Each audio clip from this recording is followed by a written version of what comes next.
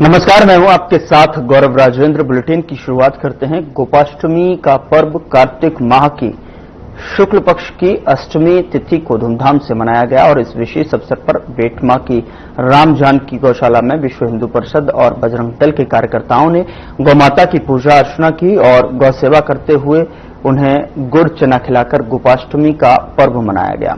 वहीं कार्यकर्ताओं ने इस मौके पर गौ रक्षा और सेवा का संकल्प लिया।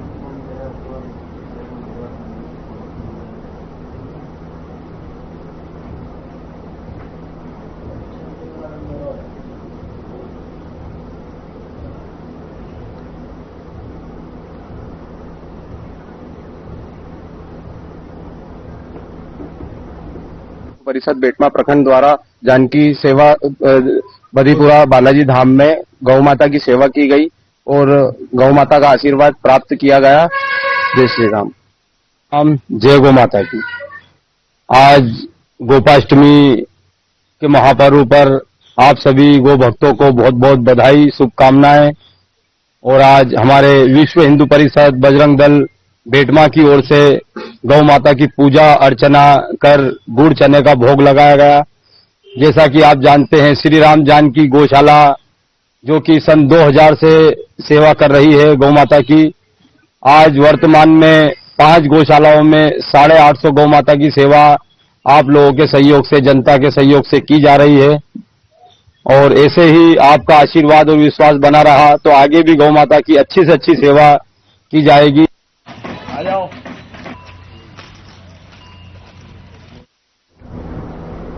उधर प्राचीन शिव मंदिर गादेर गुफा परिसर में राठौर समाज के मुख्य संरक्षक और सुप्रसिद्ध समाजसेवी प्रेम नारायण राठौर भजन सेठ जी के सानिध्य में संगीतमय सुंदरकांड एवं अन्नकूट महोत्सव का भव्य आयोजन संपन्न हुआ। इस अवसर पर राठौर क्षत्रिय समाज के समस्त ऊर्जावान पदाधिकारी, पूर्व पदाधिकारी, राठौर युवा प्रकोष्ठ के पदाधिकारी, समाज बंधु और अन्य समाजों के हजारों श्रद्धालु मौजूद रहे। सभी ने प्रसादी ग्रहण कर धर्म लाभ प्राप्त किया और आयोजन की सराहना की।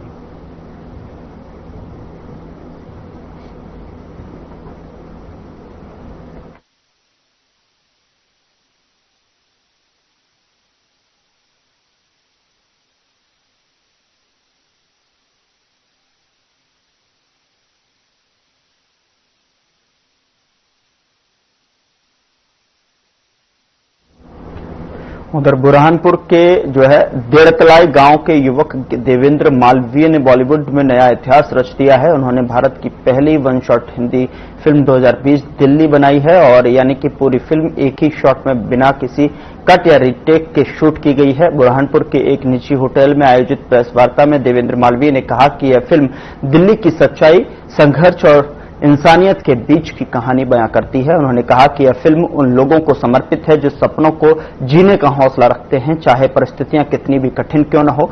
स्थानीय पत्रकारों और फिल्म प्रेमियों ने देवेंद्र के इस साहसिक प्रयास की सराहना की और कहा कि छोटे गांव से बॉलीवुड तक पहुंचना युवाओं के लिए प्रेरणा है।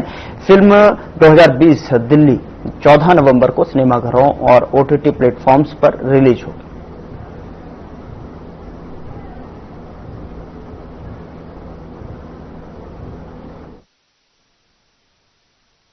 एक्चुअली बुरहानपुर स्पेशली प्रमोशन के लिए आने के पीछे एक भावनात्मक कारण है, एक इमोशनल रीजन है। क्योंकि मैं यहाँ बुरहानपुर डिस्ट्रिक्ट के देड़तलाई गांव में ही पैदा हुआ हूं और मैंने 10th तक की पढ़ाई गांव में ही की। उसके बाद 11th 12th मैंने खंडवा से की। तो इस एरिया से, इस क्षेत्र से मेरा भावनात्मक लगाव जुड़ा हुआ है। और ये जब फिल्म पूरे जीवन का निचोड़ है आप कह सकते हैं। मैं बहुत बचपन से एक सपना लेकर फिल्म इंडस्ट्री की तरफ गया था और उसको पूरा करते करते यहाँ तक की बड़ी ही संघर्षमय यात्रा है। और जब ये यात्रा को एक पड़ाव जब आज मिलने जा रहा है तो मैं अपने लोगों के साथ अपनी अचीवमेंट को शेयर करने आया हूँ। किरदारों की बात कर रहे हैं, इसमें जो है विजेंद्र काला है, इनको आपने काफी फिल्मों में देखा होगा, हर दूसरी फिल्म में आते ही आते हैं ये और बड़े अच्छे अभिनेता है। लेकिन इनको अभी तक आपने कॉमेडी के लिए जानते हैं, आप बहुत ही कॉमिक और सिंपल रोल करते हैं। पहली बार इनको जिंदगी में ऐसा रोल मिला है जिसमें ये अपना सीरियस अभिनय दिखाएंगे लोगों को। और इसके अलावा जो है समर जयसिंह है जो ऊपर की तरफ, समर जयसिंह काफी पुराने और बहुत अच्छे एक्टर हैं। ये ओम नमः शिवाय सीरियल जो सबसे पहला दूरदर्शन पर आता था, उसमें शिव का किरदार ये करते थे।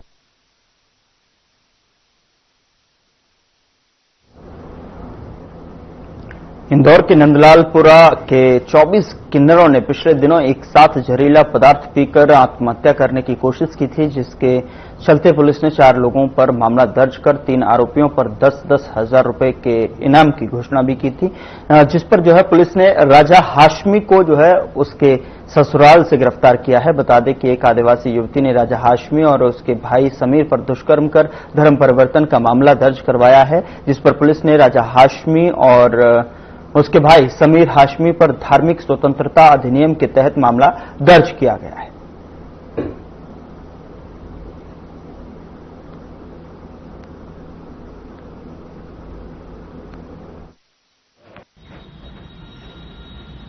दिनांक को एक पीड़िता के द्वारा आकर के थाना हीरानगर में बताया गया कि 2010 में पालदा में रहने वाली कोई उनकी एक परिचित थी सिमरन दीदी, उनके माध्यम से MR10 में भंडारे पे गई हुई थी। वहां पर एक राजा पटेल नाम का व्यक्ति मिला, उसके द्वारा बताया गया कि तुम्हारे घर में जो अशांति का वातावरण रहता है उसको दूर करने के लिए हम अपने एक गुरु से मिलवाएंगे। वहां से उसके साथ में मोबाइल नंबर एक्सचेंज हुआ। 3 दिन पश्चात उसके द्वारा अपने घर में बुला करके कोई नशीला पदार्थ पिला करके उसके साथ में जबरदस्ती बलात्कार किया गया। बाद में डराते धमका करके कई बार उसके साथ में गलत काम किया गया था। बाद में उसके द्वारा बताया गया कि मेरा मूल नाम राजा हाशमी है और मेरा एक भाई है समीर हाशमी, उसके साथ में संबंध बनाने पड़ेंगे। उसके द्वारा भी संबंध बनाए गए और फिर ये कहा गया कि धर्म परिवर्तन करके हमारे साथ में शादी करनी पड़ेगी।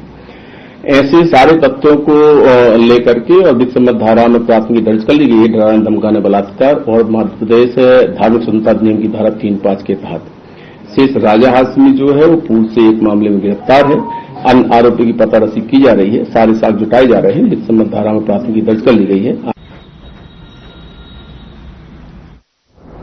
नगरपालिका का दल निराश्रित पशुओं को पकड़ने के लिए फिर सड़कों पर निकला। बार बार पशुओं को पकड़कर गौशालाओं में भेजने और जुर्माना वसूलने के बाद भी पशुपालक अपनी आदतों से बाज नहीं आ रहे हैं। इसके परिणाम स्वरूप कुछ दिनों के बाद ही नगर में पशुओं का जमघट फिर से नजर आने लगा है। नगरपालिका अब तक इस समस्या का कोई ठोस समाधान नहीं ढूंढ पाई है।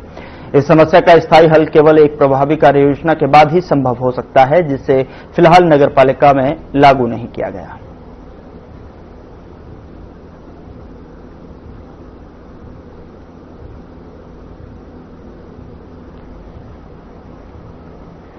करहल ब्लॉक के ग्राम चकमाजिदपुर, झिन्या पहेला, शुशवाड़ा और आबदा सहित कई गांवों में भारी बारिश के कारण धान और अन्य फसलें पूरी तरह से चौपट हो गई हैं। प्रियंका जाटव, एक 20 वर्षीय बालिका ने बताया कि उनके परिवार समेत हजारों किसान कृषि पर निर्भर हैं और इस आपदा ने उनकी मेहनत पर पानी फेर दिया है। प्रियंका ने कहा कि किसानों ने लाखों रुपए का खर्च किया था, जिसमें खेत की जुताई और खाद, बीज और मजदूरी शामिल थी, लेकिन अब तैयार हो और कटी हुई फसल पानी में डूबकर सड़ चुकी है। वहीं प्रियंका ने सरकार से मुआवजे की गुहार लगाई है ताकि किसानों का दर्द कुछ कम हो सके और उनकी उम्मीदें फिर से जग सकें।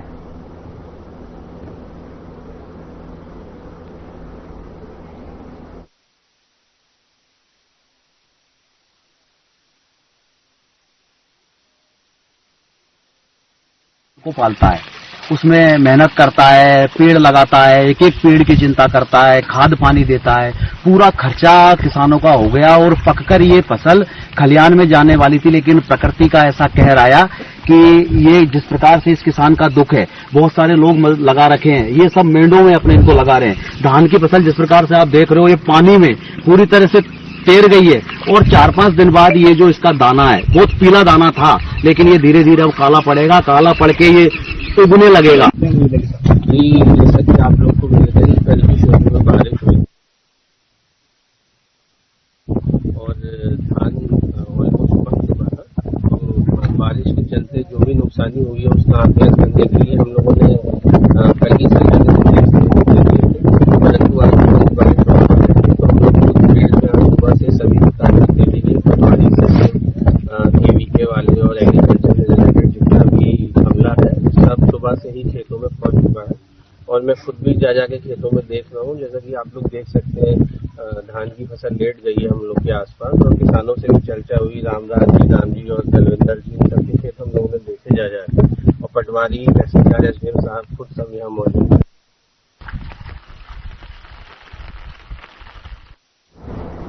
इंदौर के पास पीथमपुर सागौर क्षेत्र में एक बड़ा हादसा हुआ जब रेलवे ओवरब्रिज निर्माण कार्य के दौरान एक भारी क्रेन अचानक नीचे गिर गई और सीधा नीचे से गुजर रही एक पिकअप वाहन पर जा गिरी, जिससे वाहन में सवार 2 लोगों की मौके पर ही दर्दनाक मौत हो गई। तो वहीं इस दौरान बड़ी संख्या में स्थानीय लोग मौके पर एकत्रित हुए और रेलवे पर लापरवाही के आरोप लगाने लगे। तो वहीं सूचना मिलते ही मौके पर भारी पुलिस बल की तैनाती की गई।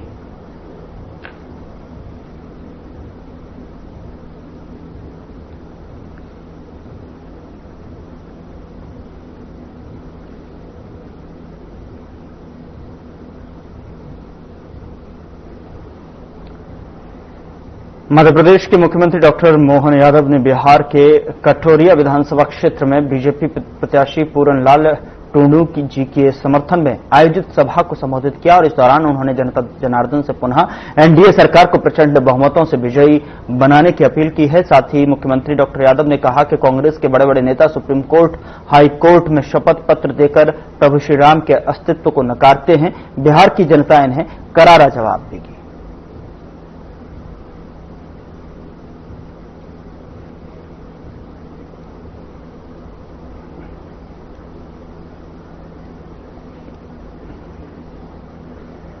बुरहानपुर जिले के उद्योग नगर में बीते 18 महीनों से लंबित वेतन वृद्धि न मिलने से विरोध में हजारों मजदूरों का गुस्सा फूट पड़ा। वहीं बड़ी संख्या में मजदूरों ने कामकाज ठप कर कलेक्टर कार्यालय के सामने अनिश्चितकालीन धरना प्रदर्शन शुरू कर दिया है।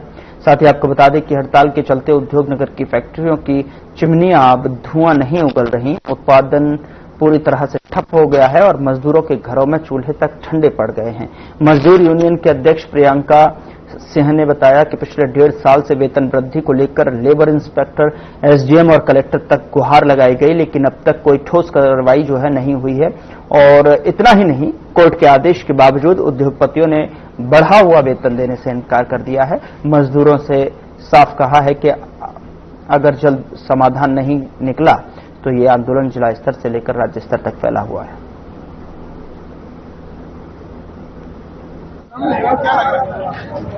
देश के कानून का पालन मध्य प्रदेश में हो नहीं रहा है। फैक्ट्री मालिक अपनी मनमानी चला रहे हैं, किसी की सुनने को तैयार नहीं है, चाहे वो हाईकोर्ट का निर्णय हो या सरकार द्वारा बनाए हुए आयोग का निर्णय हो। वेतन वृद्धि जो हमारा एक अधिकार है, सारे श्रमिकों का अधिकार आज देने से इनकार किया जा रहा है। ये जो हमारा बढ़ा हुआ वेतन है, ये लगभग अभी 2 साल होने में आ गए, 1 साल 9 महीने कुछ होने में आ गए। ये बढ़ा हुआ वेतन हमको दे नहीं रहे, ऊपर से तरह तरह के बहाने बना रहे हैं। और कुछ अधिकारी जो है, चाहे श्रम आयुक्त हो या जो भी हो, ऐसा हमको प्रतीत हो रहा है कि भैया इनसे मिले हुए हैं। हमको ये लग रहा है क्योंकि यहाँ भी हमारी कोई सुनवाई हो नहीं रही, ना हमारी सुनवाई एसडीएम के पास हो रही है, ना हमारी सुनवाई कलेक्टर के पास हो रही है, ना कोई श्रम आयुक्त हमारी सुनने को तैयार है। ये नहीं दिया जा रहा। हमारी 1/4/2024 से पेमेंट बढ़कर आई हुई थी, जिसका आश्वासन दिया जा रहा है कि अगले महीने में तुम्हारा काम हो जाएगा, अगले महीने में हो जाए। ऐसा एक महीना करते उन्होंने 19 से 20 महीने निकाल चुके हैं। इससे पहले भी हमारी मीटिंग हुई थी, लेबर ऑफिसर भी थे, बड़े बड़े लोग अधिकारी भी थे, जो उन्होंने बोला था कि हम तुमको 3 किस्तों में पेमेंट कर देंगे। तो 3 किस्तों में पेमेंट नहीं हुई, एक ही किस्त में अभी तक उन्होंने 20 महीने निकाल दिए और आगे भी देने की कोई। यहां रुक रहे एक छोटे से ब्रेक के लिए। ब्रेक के उस पार खबरों का सिलसिला लगातार जारी है।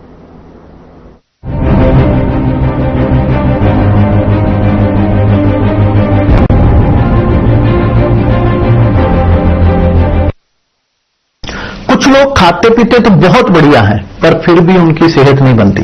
पिचके हुए गाल हैं, हड्डियां निकली हुई हैं, पैंटें ढीली हैं, कपड़े जचते नहीं, कोई पर्सनैलिटी नहीं। ऐसे लगता है इधर से खाए जा रहे हैं, उधर से निकले जा रहा है, क्योंकि उनका पाचन तंत्र खराब है। और जब तक के पाचन तंत्र दुरुस्त नहीं होगा, वो जितना मर्जी अच्छे से अच्छा खा ले, उनकी सेहत नहीं बन सकती। इसलिए हमारी संस्था सन्यासी आयुर्वेदा ने एक ऐसी दवा का निर्माण किया है जो कि आपके लिवर को, आपके पाचन तंत्र को दुरुस्त करने का काम करती है, ताकि आप जो भी खाएं उसका पूरे का पूरा निचोड़ आपके शरीर को लगे, आपकी भूख बढ़े, खाया पिया सही से लगे, नया खून बने, हड्डियों में जान आए, वजन बढ़े और आप मोटे तगड़े खूबसूरत पर्सनैलिटी के मालिक बन जाएं। सिर्फ 655 रुपए की पूरे 1 महीने की दवा होती है और आप इसे घर बैठे 01145454545 पर फोन करके दवा मंगवा सकते हैं।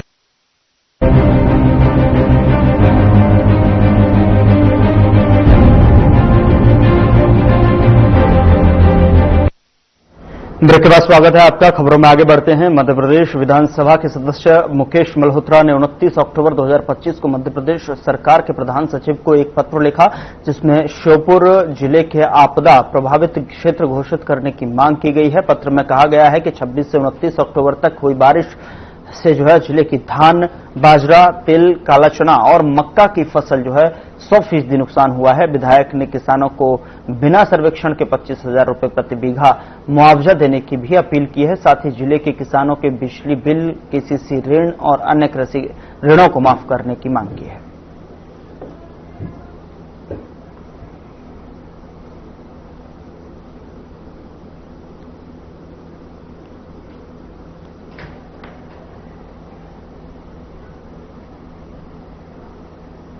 उधर अनाज मंडी ओबेदुल्लागंज में थाना प्रभारी भरत प्रताप सिंह और मंडी प्रशासक नायब तहसीलदार नीलेश सरवटे द्वारा दुर्घटना को रोकने के लिए जिस तरीके से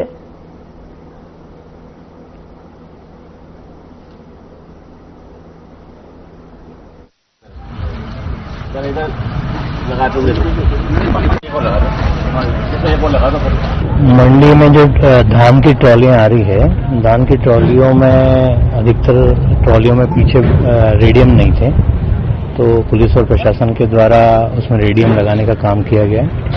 किसानों को एक समझाइश और दी गई है कि वो पीछे अपनी नंबर प्लेट भी गाड़ियों में लगाएं, जिससे आइडेंटिफाई हो सके कि कौन सी धान की ट्रॉली कहाँ जा रही है।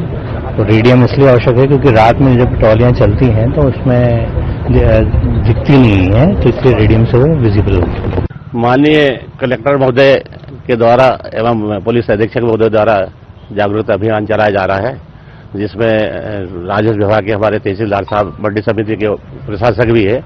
जो ट्राली के पीछे एक्सीडेंट हो जाते हैं, जिसमें रात में अंधेरे में दिखता नहीं है, इसके लिए ये रेडियम लगाया जा रहा है और इसकी अभी लगाया भी गया है और मंडी गेट पे हम इनको रख देंगे। जो भी ट्राली बिना रेडियम की आएगी तो उसमें ये लगाने का काम करेंगे।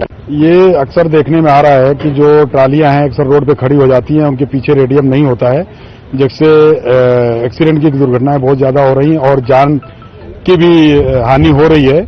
इसके तारतम्य में जिला रायसेन माननीय कलेक्टर द्वारा और माननीय पुलिस अधीक्षक महोदय द्वारा पूरे जिले में ये अभियान चलाया गया है कि मंडी में अभी धान की फसल की आवक हो रही है, जिससे अधिक से अधिक ट्रालियां आती हैं, तो वहां पर मंडी राजस्व और पुलिस एक संयुक्त अभियान चलाकर ट्रालियों में रेडियम चस्पा करें, जिससे कुछ घटनाओं पर रोका जा सके।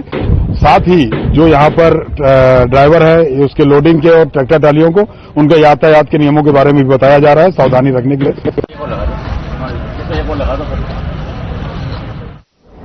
उधर रायसेन जिला मुख्यालय से करीब 5 किलोमीटर दूर ग्राम पिपलई के ग्रामीणों ने इन दिनों हड़कंप मचा हुआ है। गांव से बहने वाला नाला अचानक काला पड़ गया, जिससे गांव में दहशत और चिंता का माहौल है। ग्रामीणों का आरोप है कि पास की सोनी परिवार की टीएसएस फूड राइस मिल से निकलने वाला गंदा पानी नाले में छोड़ा जा रहा है, जिससे नाले का पानी जहरीला हो गया है। सूचना मिलते ही जिला प्रशासन और प्रदूषण नियंत्रण बोर्ड की टीम मौके पर पहुंची और सैंपल लेकर जांच शुरू कर दी।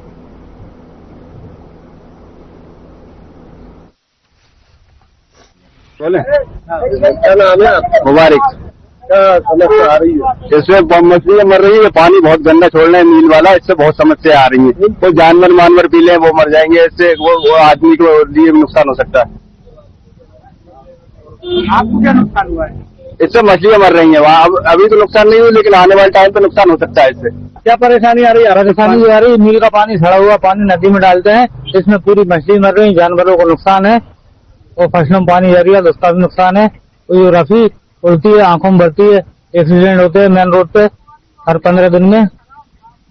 ये मिल चावल मिल जो है इससे प्रदूषण फैल रहा है, सारे गांवों आसपास के परेशान हो रहे हैं।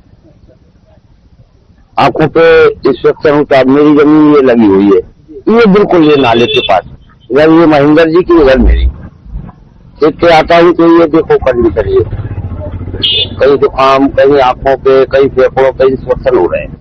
आगे पीढ़ियां और बच्चे लेडीज में भी और बीमार हो जाएंगे। परेशानी आ रही है अचानक से। कल इस नाले का पानी काला होगा एकदम जहर की तरह, उसमें मछलियां मरी हुई थी, सांप मरे हुए थे, और जो चिड़ियों ने इसका जहाँ पानी पिया वो भी मर गई थी। तो मैंने सोचा इसमें क्या मालूम क्या होगा, एकदम अचानक ऐसी स्थिति क्यों हुई। मैंने फिर इसकी जहाँ खबर एसडीएम साहब को भी दी थी और प्रदूषण विभाग वाले भी कल आए थे, वो जांच भी करके गए इस पानी की। और ये पानी हमारे पास रखा भी हुआ, कल हमने इस पानी को भर के ही रख लिया था। इसकी जांच तो ये अचानक से काला पानी कहाँ से आया है, और इस पानी के द्वारा खेतों में जो जाता है इससे कैंसर का खतरा है। कि आपके माध्यम से हमें नॉलेज हुआ है ना, हम इसको दिखवाएंगे और क्या इसमें कार्रवाई की जा सकती है और जो भी आवश्यक कार्रवाई की जा सकती है वो करेंगे। सर वहीं ग्रामीणों का कहना है कि पानी छोड़े जाने के बाद मछलियां भी मर गई हैं उसमें। अब देखिए, हमें वैधानिक रूप से हमारे पास आने तो दीजिए शिकायत। अगर हमारे पास शिकायत आती है तो निश्चित रूप से हम उसमें कार्रवाई करेंगे और फिशरीज से भी जांच करवाएंगे, उद्योग विभाग से भी जांच करवाएंगे, प्रदूषण विभाग से भी जांच करवाएंगे, है ना। पर लीगल रूप से हमारे पास तक आने दीजिए पहले शिकायत।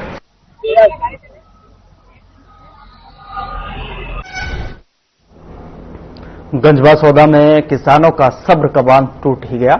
अपनी फसल की उपज का उचित दाम न मिलने के कारण किसान आक्रोशित हो गए और उन्होंने चक्का जाम कर दिया। जाम लगने से दोनों तरफ वाहनों की लंबी लाइन लग गई। आम नागरिकों को अत्यधिक परेशानी का सामना करना पड़ा। आक्रोशित किसानों का कहना था कि कल उपज के जो रेट मिले थे और आज उन रेट में बहुत अंतर आ गया है। कल 970 रुपए रेट की मक्का आज 600 पर आ गई है और इसी तरह जो सोयाबीन 4400 रुपए का था आज 3700 से 3800 रुपए की बिक्री पर आ गया है।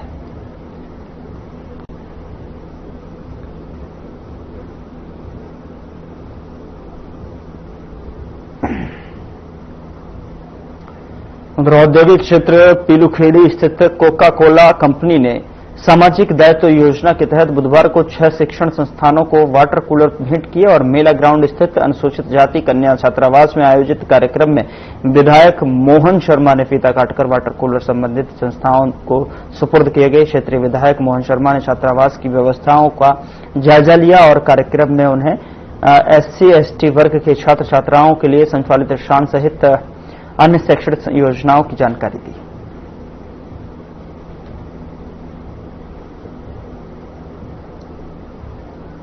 फिलहाल बुलेटिन में इतना ही। नमस्कार।